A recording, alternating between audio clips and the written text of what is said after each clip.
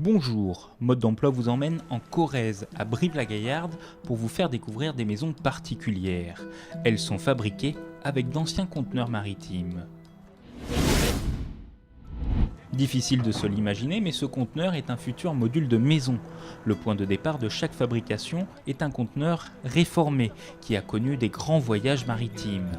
Green Habitat a choisi de les réutiliser pour en faire des habitations contemporaines. Oui, je m'appelle André Charriera, je suis le président de Green Habitat. Un jour, en me promenant en Norvège, je me suis rendu compte qu'il y avait beaucoup de constructions modulaires à partir de containers. Et c'est de là que l'idée est réellement aboutie. En fait, je dirais que c'était plus une idée, c'était un constat, il fallait y aller. Donc on a commencé à faire des maisons en France, mais nous n'avions pas les assurances décennales. Ces maisons étaient construites à l'étranger, dans les pays de l'Est. Donc nous avons laissé tomber. Il y a 3-4 ans, on s'est remis à travailler sur ce projet. D'abord à faire des prototypes, les adapter aux normes RT 2012, se projeter sur les RT 2020 qui arrivent. Et enfin, on a sorti nos premiers produits il y a 2 ans. Aujourd'hui, l'entreprise compte 35 salariés qui travaillent sur différents chantiers, mais également dans cet entrepôt situé à Brive-la-Gaillarde. Tout part donc de conteneurs maritimes. Ils proviennent essentiellement du port de Bordeaux. Ils sont réformés, mais restent tout de même en bon état et sans risque. Nous allons dans les ports, sélectionner des containers. Bien sûr qu'il y a un tri à faire. Les containers sont réformés et sont en très bon état. Sont composés d'acier Corten, c'est-à-dire que c'est un acier comme de l'inox, sinon il serait attaqué par les sels marins. Donc c'est très résistant, d'une part. D'autre part, c'est intarissable. Dans tous les ports, il y a des gros stocks. Donc on trouvera toujours du conteneur maritime en état. Une fois la matière première acquise, tout chantier doit commencer par la demande de permis de construire. C'est Ad Proto qui s'en occupe. En moyenne, elle traite une vingtaine de projets chaque semaine. La demande est de plus en plus importante. Ad Proto, dessinatrice. Mon rôle en fait, c'est de préparer tout ce qui est avant-projet client. Donc c'est de voir avec eux ce qu'ils veulent pour leur projet maison, de le mettre en dessin, de leur montrer, ensuite créer des modifications s'il y a besoin de modifications pour aller jusqu'au permis de construire. Dans le bureau d'à côté, Sébastien Zantil travaille sur les plans. Il a à sa disposition 7 types de maisons individuelles pour les particuliers et élabore des projets pour les professionnels ou les collectivités. Il doit faire en fonction des mesures des conteneurs qui ne sont pas extensibles. 2,5 m de long et 12 de large. Sébastien Zantil, responsable de bureau d'études. On est sur une base d'une structure métallique qui en plus est recyclée, donc elle a des particularités, elle a des formes un peu spéciales de l'ondulation qui est pas courante. On doit s'adapter pour se fixer dessus. Comme on fait à l'intérieur, le but c'est d'avoir une maison contemporaine à la fin. Donc c'est pas de ressembler à une maison traditionnelle, c'est d'avoir une maison différente qui doit être jolie, qui doit être habitable, confortable. Et donc tout ça, on doit respecter en même temps des normes d'isolation,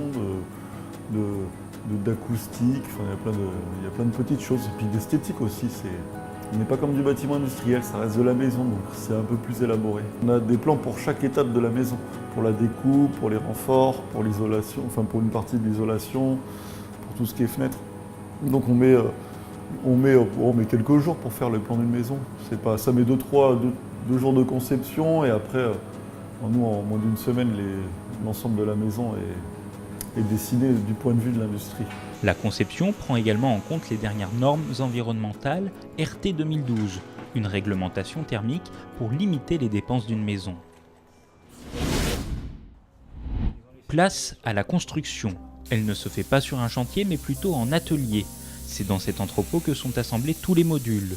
Tout commence par la découpe des ouvertures du conteneur. Je m'appelle Alban Payen, directeur général de Green Habitat. On découpe le container au plan du client, évidemment, c'est des plans uniques. Pour la suite, on vient faire le boisage, on fait le manteau d'isolation du container. Après, on vient l'habiller et on fabrique et on construit l'intérieur. Nous sommes en clé en main complètement, donc on s'occupe, il y a tout corps d'état. On est sur le toit, sur les façades, sur l'intérieur, le placo, l'isolation intérieure, extérieure, la plomberie, l'électricité, tous les métiers sont représentés. Isolation extérieure, aménagement intérieur, il n'y a plus qu'à transporter les parties de la maison vers l'emplacement du terrain. En à peine 2 mois d'atelier, les maisons sont construites. Chaque mois, 5 maisons sortent de cet entrepôt de fabrication. À terme, il devrait y en avoir 10. Voici le résultat une fois tous les modules assemblés. De prime abord, on n'a pas l'impression qu'il s'agisse d'anciens conteneurs. Cette maison se mêle au paysage et ressemble aux maisons cubiques des architectes. Ce propriétaire a opté pour une maison conteneur. Il y trouve de nombreux avantages. Je m'appelle Claude Francois et je suis donc le propriétaire de la maison à container de Green Habitat. Moi je trouve que c'est un concept qui est très bien fait et l'avantage qu'il y a c'est que si demain je veux rallonger ma maison, je peux y rajouter un container, je peux modifier les caractères de la maison et ainsi de suite. Je trouve que c'est un problème que l'on doit envisager. Si la famille s'agrandit, on peut rajouter pour mettre quelqu'un de plus, c'est assez important, c'est l'idéal. Les métaux et le bois est recyclable, donc aujourd'hui c'est différent d'une maison en béton ou une maison avec tous les aménagements qu'il y a entre le béton, la tuile, le crépi, voilà. C'était notre avantage. Du lancement de chantier à la réception des clés, il faut compter 4 mois, en plus de la procédure de dépôt de permis de construire, ce qui est tout de même 2 fois plus rapide qu'une maison traditionnelle.